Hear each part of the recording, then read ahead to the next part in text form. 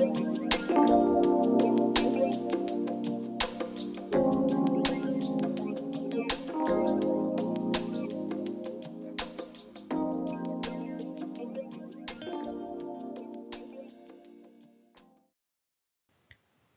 to Learners Academy. I'm Mona Bhatia, and in this video I'll be going to explain the poem Have You Earned Your Tomorrow by Edgar Guest. This is a lovely poem and it teaches us how to live and get the blessings from God by helping others, and in return getting one more day to live meaningfully. So without further ado, let's start the poem. Is anybody happier because you passed his way? Does anyone remember that you spoke to him today? This day is almost over and its toiling time is through. Is there anyone to utter now a kindly word of you? So in these lines, the poet starts the poem with a question. And you will see that in the whole poem, there are series of rhetorical questions asked not to get an answer, but basically to allow the reader to think and ponder and introspect his behavior throughout the day. The question is very simple. He's asking, is anybody happier because of you? Because you passed his way, because you came across him?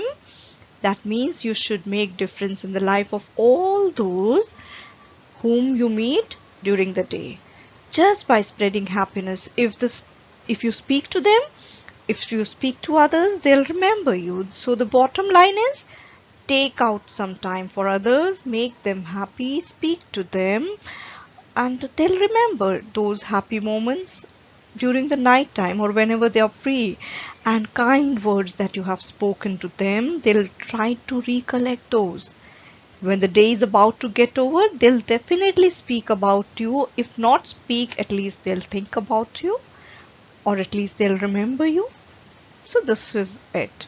That means you must make a difference in the life of those with whom you meet during the day, either by giving good vibes, either by giving love, giving them courage, hope, or stepping forward to reach out to help if there is somebody who is in need. All right, and you must do that. Did you give a cheerful greeting to the friend who came along? Or a churlish sort of howdy and then vanish in the throng? Were you selfish, pure and simple as you rushed along the way? Or is someone mighty grateful for a deed you did today? So in this stanza, the first line of the stanza 2 again starts with a question, and poet asks a question, and actually he suggests.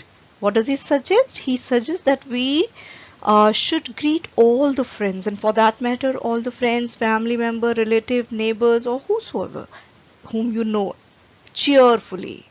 And if you happen to face each other, you should show your happiness on the face. Or he's asking, or were you in a hurry and you just said a howdy rudely and carried on with your work? I mean, when he asks you that question, he basically expects you to not be in a hurry when you're meeting with your friends. Take time out. Basically, he's trying to tell us that we must take time out to really greet our friends nicely and must have some time to spend with them, a moment or a two where he can pour his heart out. Maybe he's in a need of a short talk or need to talk or be heard by you. Okay, and so don't be in a hurry, take some time out, greet them well, they'll be really grateful for that. The last line suggests that we must also do something or some deed so as to help them. And how will we help them if we are saying just howdy to them? We must hear them out, what they are, what problems they are facing. Only then when we spend time, we'll get to know that they need some help.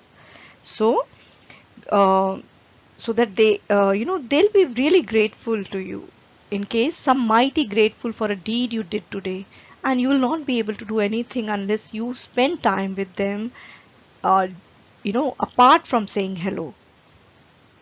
And even asking hi, how are you is not enough. Talk to them. Once you start talking, they may have, you can really see through if they are going through some problem, you'll be able to understand. All right. So we create actually memories by doing things for others. Don't ever create some unpleasant memories. Can you say tonight, in parting with the day that is slipping fast, that you helped a single brother of the many that you passed? Is a single heart rejoicing over what you said or did? Does a man whose hopes were fading now with the courage look ahead? So in this stanza again there is a question, but now when the day is about to get over, when it is slipping fast, the poet again he's posing the same question, and he's thereby suggesting that we should at least help one person that we happen to meet during the day, at least one person. So there should be one person who will be feeling better because of you.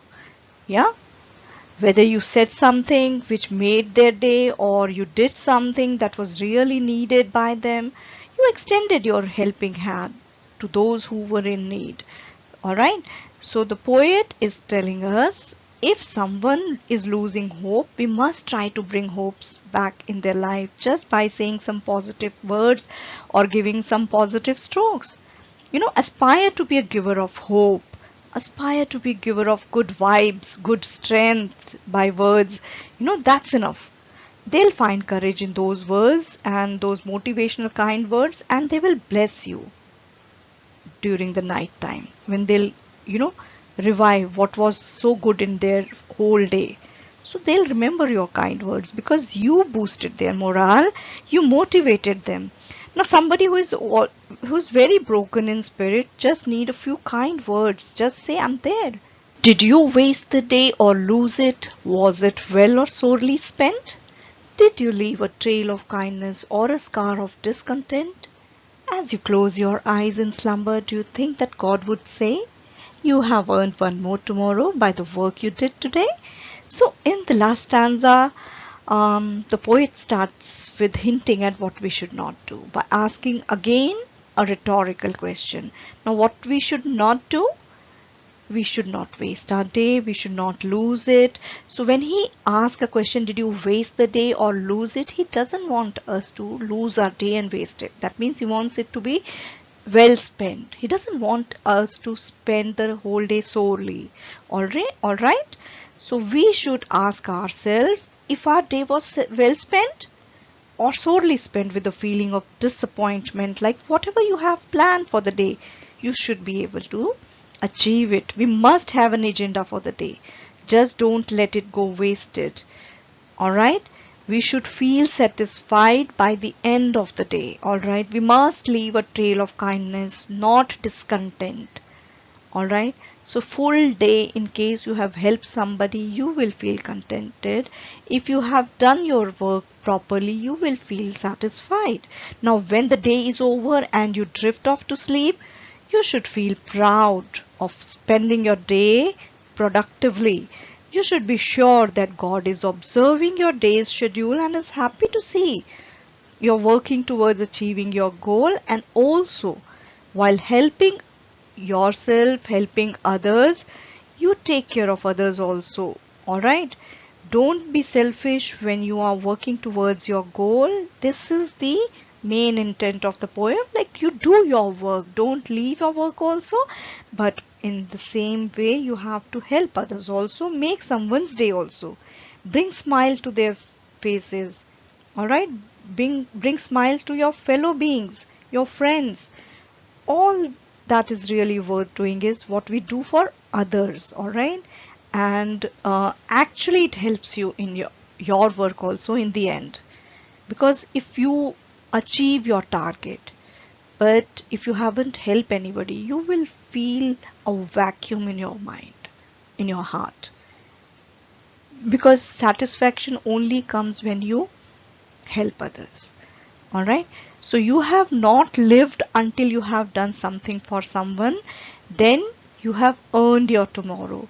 Many of us think that, many of us have this notion in our mind that compassion would drain us, but I think it truly enlivens us, and we earn our better future that is tomorrow, because of our compassion, because of the good deed. So the poet is asking, have you earned your tomorrow by the work that you did today? Alright, the last stanza gives the message of the poem in a nutshell, that tomorrow's battle is won during today's practice. By meaning living for others, as well as um, while do you work, justify your existence to God. Was it helpful to others? If yes, then you can ask God to lend you one more day. That means you have earned, you deserve a better tomorrow. You have to reflect, you have to introspect. Alright? A figure of speech is a rhetorical device that achieves a special effect using words in a distinctive way. In this poem, Have You Earned Your Tomorrow by Edgar Guest, the most common figure of speech in this poem is interrogation. Interrogation is when a question is asked, is used instead of a statement, but not to get an answer, but to make a person think and ponder and introspect and get the answer within himself. That figure of speech is called interrogation. A question is posed not to get an answer, but for you to understand, for you to follow certain things. Okay, so we'll take each line one by one. In the first line and the second line, as I said, that figure of speech which is most common in this poem is interrogation. So the poem starts with the interrogative sentence only. Is anybody happier because you passed his way? Does anyone remember that you spoke to him today? So these two lines have got interrogation. The third line has got alliteration because the letter T is repeated twice in this line. Plus, there is a personification. The day is almost over and its toiling time is through. So the day has been personified here in this sentence. Now fourth sentence of the first stanza is again an interrogation. Is there anyone to utter now a kindly word of you? Again the poet is trying us to introspect our day. Alright. Now, did you give a cheerful greeting to the friend who came along? Again, interrogation. And there is an antithesis in the next line, or a churlish sort of howdy. Cheerful and churlish, they both mean opposite to each other. So there is an antithesis in these two lines. We'll have to take these two lines combined. Alright. Now the third line of the second stanza. Again there is an alliteration because letter S is repeated twice in the sentence. Or is someone mighty grateful for a deed you did today? So the letter D is repeated. Again there is an alliteration here. Now third stanza. Can you say tonight in parting with the day that is slipping fast? So again there is a personification because the day has been personified, like as if it is slipping fast, it's moving fast. Alright. Now next sentence, that you helped a single brother of the many that you passed. There is again a rhetoric question asked, not to get an answer, but for you to understand. Now in this line is a single heart rejoicing over what you did or said. So there is an important figure of speech here, synecdoche. Synecdoche is a figure of speech when the part of something is represented by the whole, or the whole of something is represented by the part. That figure of speech is called synecdoche. Here single heart means one whole human being.